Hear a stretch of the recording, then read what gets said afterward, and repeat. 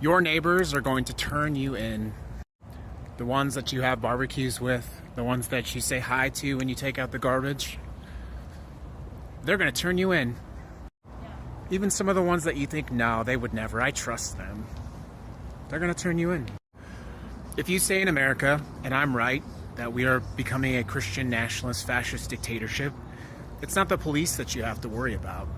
That is, if you don't agree with the philosophy of this Christian nationalist dictatorship. Now, there's never going to be enough police to handle that. Never. They will never have enough boots on the ground to be able to look into everyone's homes and understand who agrees and who does not agree with the administration, who is the enemy within. These are words that they use now. No, my friends, if I'm right, it's going to be your neighbor. And we know this because of history. We have historical references to pull from. History that happened again and again and again and again. Let me tell you about Elizabeth. Elizabeth Adelheid Hildegard von Thadden. She was born in Germany, and she died in 1944. Just based on that date, I'm guessing you can probably tell. She was born into a very prominent family and lived a really meaningful life. She founded a boarding school for girls. But when the Third Reich took power, she committed an unforgivable crime.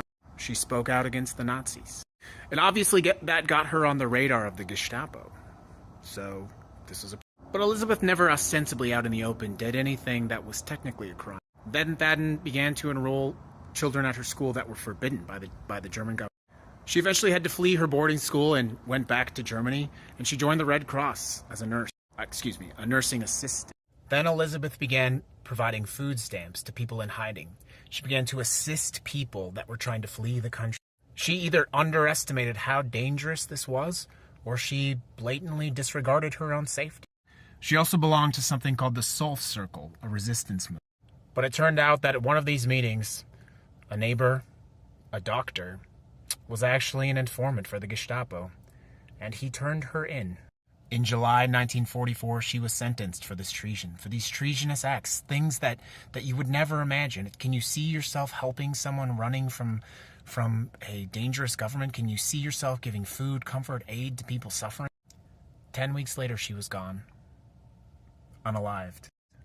This is one of thousands of stories from that time, and in other times in history, the same thing, the same story repeated itself. Your neighbors, even the ones you like, the ones that you think have your back, they're not bad people. When people become afraid, they look out for themselves. And if I'm right, it may reach a point, when things like protesting or helping illegal immigrants or helping people try to leave the country or things like lavender marriages are not safe to the eyes, ears, and lips of your neighbors. It's easy to think it isn't going to be this bad. I get turned in every single day simply for the apparent crime of speaking out on TikTok against the incoming administration. That's now. Today.